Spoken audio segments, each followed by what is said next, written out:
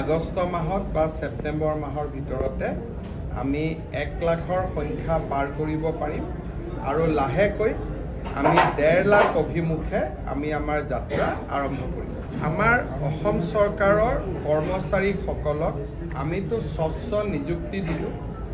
স্বচ্ছ নিযুক্তিৰ পিছত এতিয়া আমাৰ নতুন লক্ষ্য হ'ল স্বচ্ছ বদলি। স্বচ্ছ বদলিটো কেনেকৈ হ'ব?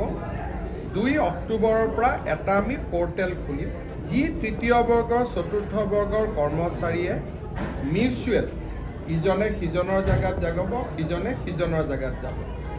এইটো পৰ্টেল 24 ঘণ্টাই খোলা থাকিব, ইয়াৰ কোনো দিন আৰু বাৰ নাথাকে। প্ৰত্যেক 2 মাহৰ মূৰে মূৰে যিমান মিউচুৱেল এপ্লিকেশ্যনৰ আবেদন জমা হ'ব আমি সেইখিনি কৰি গৈ থাকিম।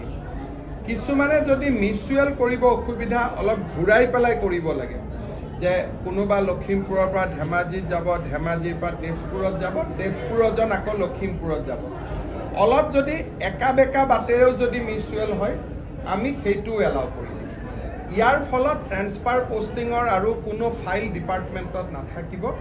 যি ধৰণে পৰ্টেলত আহিব সেই ধৰণে পৰ্টেলত ৰিলিজ হৈ গুচি যাব। ইয়াতে আমি এটা চিন্তা কৰি আছোঁ, যেনেকৈ অসম চৰকাৰৰ কৰ্মচাৰী এজনৰ যেতিয়া মৃত্যু হয়, মৃত্যু হোৱাৰ পিছত আমি ফেমিলিটোক পেঞ্চন দিওঁ আৰু অভিয়াছলি পেঞ্চনটো কোনে পায়? পৰিবাৰে পায়, ঘৈণীয়েকে পায়।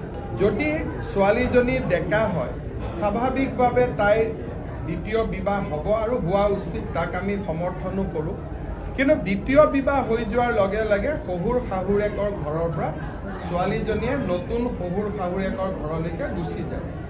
দেউতাক মাকৰ খুব কষ্ট। সেইকাৰণে আমি যিমানে এতিয়ালৈকে কম্পেশ্যনেট এপইণ্টমেণ্ট পাই আছে আৰু যিসকলে ভৱিষ্যতে পাব, তাত আমি এটা নিয়ম কৰিব খুজিছোঁ যে 80% পৰিবাৰগৰাকীয়ে পাব, ৱাইফে পাব, আৰু 20% বৃদ্ধ দেউতাক মাকে পাব। তাত 2টা কণ্ডিশ্যন থাকিব। দেউতাক মাকে বেলেগ পেঞ্চন পাব নালাগিব আৰু দেউতাক মাকৰ বেলেগ চৰকাৰী চাকৰি থকা সন্তান থাকিব নালাগিব।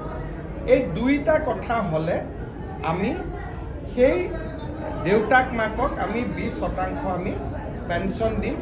তাৰ এটা আমাৰ নীতিগত সিদ্ধান্ত হৈছে, কিন্তু ইয়াৰ বাবে একাউণ্টেণ্ট জেনেৰেল, এজি গোটেই ছিষ্টেমটো বদলাব লাগিব।